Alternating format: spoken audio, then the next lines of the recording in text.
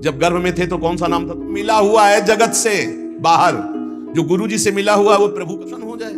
अरे नाम अपने हृदय में रोशन करो, भगवान का नाम का प्रकाश हृदय में करो, अपने नाम कीर्तन करता है, नाम की पूजा कर, गुरु जी ने दिया है। हमारा नाम तो गुरु जी के चरणों में समर्पित हो गया था, ये तो गुरु प्रदत्त नाम है। प्रदत्त नाम की भावना को आप देखो तो शुद्ध भगवान का स्वरूप है वो। हरि प्रिया शरण, हरि और प्रिया की हम शरण में हैं। कहां अहंकार की जगह रह गई है? बोले जय हो हरि प्रिया की, तो हरि प्रिया की जय बोलिए, जय हो हरि प्रिया शरण की, तो जय तो उसी की होगी जो हरि प्रिया की शरण में है। कहीं भी मलिनता और अहंकार का नाम, इसीलिए गुरु प्रदत्त नाम होता है। उपासना के रंग में डूबने के लिए गुरु जी नाम देते हैं।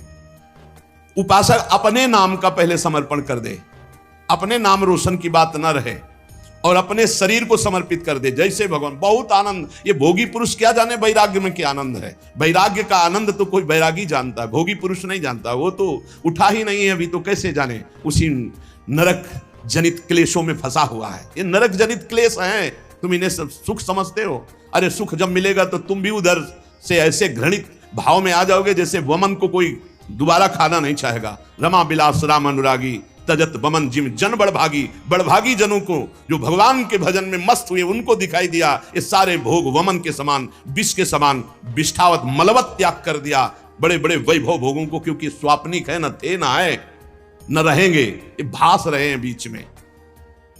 आगे हम सिर्फ भगवान के दास हैं, किसी व्यक्ति वस्तु भोग विलासिता पद प्रतिष्ठा इन सब के दास नहीं, सिर्फ भगवत दास।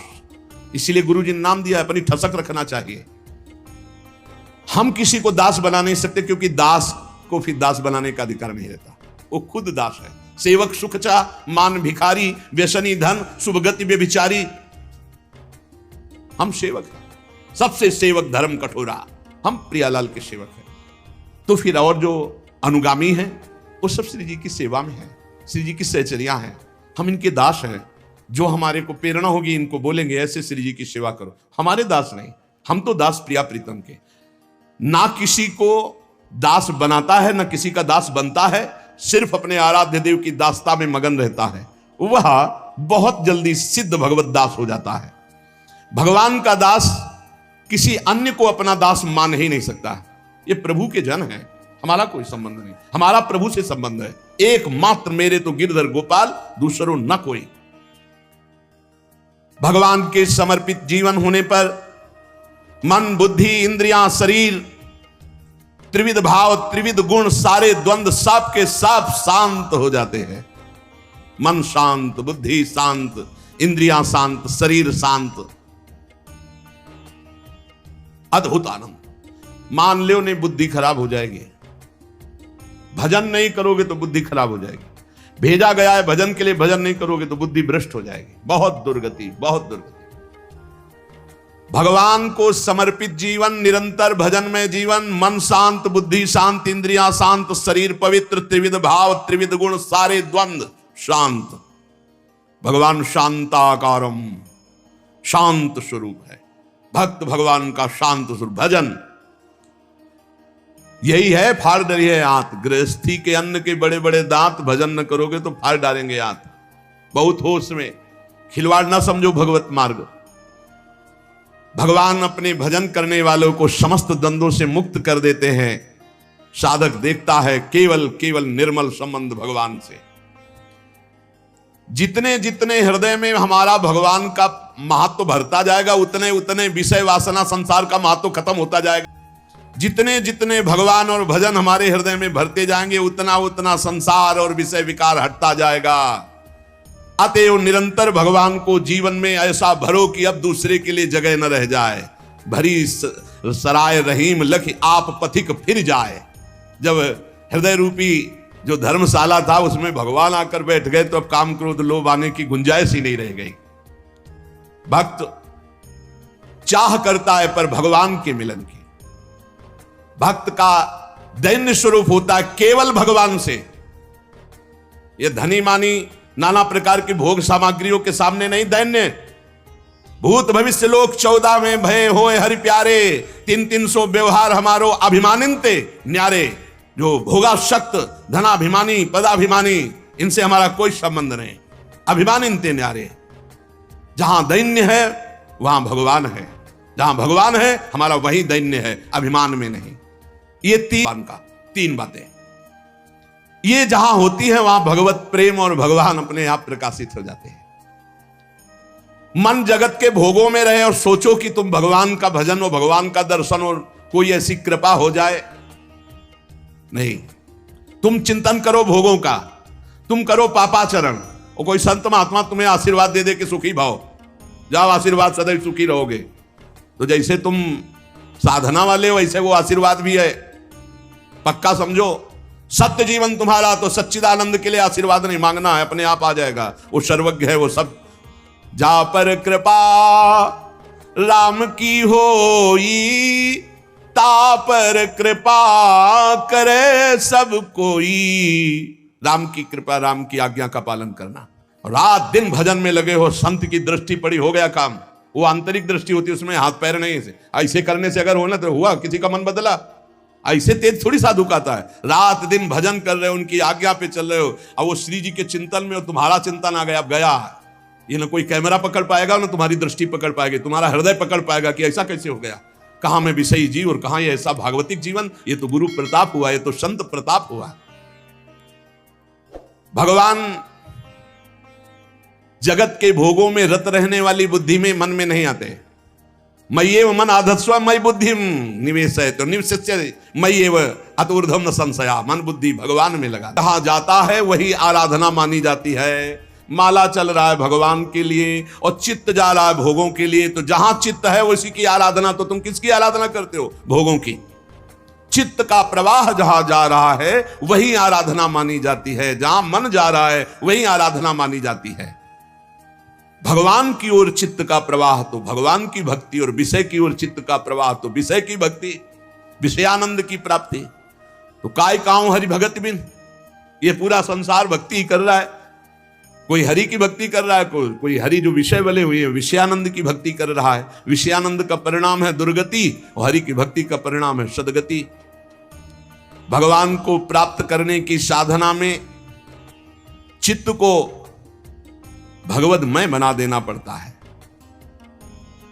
केवल भगवान का चिंतन, मुरारी पादार्पित चित्त वृत्ति। कैसी मस्त स्थिति है गोपी जनों की, चित्त की। दही बेचने जा रहे हैं, इतना गाढ़ चिंतन प्रभु का है कि स्मृति में तो ये बात है कि मैं दही बेचने जा रही हूं, लेकिन स्मृति गोविंदाकार है, भगवदाकार है। तो कह ले कोई गोविंद ले ले, कोई दामोदर ले ले, कोई माधव ले ले, तो ब्रजवासी जलेगा बलिहार है। देखो कैसी बावरी हो रही। गोविंद के प्रेम में कहना चाहती कोई दही ले ले, दही तो निकलता कोई गोविंद ले ले, तो कोई दामोदर ले ले, कोई माधव। विक्रेतु कामाखिल गोप कन्या मुरारी पादार्पित चित्त वृत्ति दध्यादिकम मोह वशादवोचद गोविंद दामो। मोह निद्रा में सोते हुए और सामने शत्रु विराजमान, काम क्रोध लोभ मोह मद मत्सर ईर्ष्या द्वेष, मार इनको। ज्ञान का प्रचंड धनुष लेकर विवेक का बाण संधान कर और मार इनको। ये परमार्थ पथ का पथिक शूरवीर योद्धा है। जन्म मृत्यु की परंपरा को बंद करने का उपाय एकमात्र भगवत चिंतन। संसार का चिंतन निकाल दो, हर समय राधा राधा राधा, हरि हरि कृष्ण कृष्ण, हर समय नाम जप।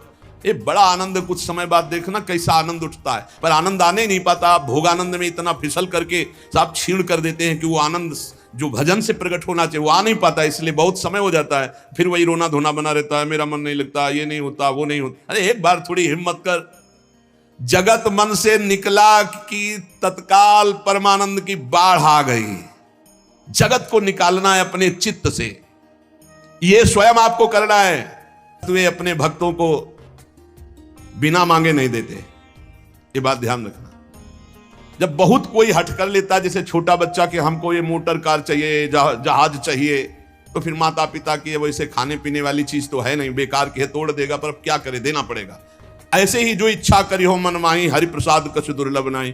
अगर जैसे छोटे बच्चे के लिए कार खिलौने अच्छे लगते हैं, ऐसे हमको ये माया के खिलौने अच्छे लगते हैं।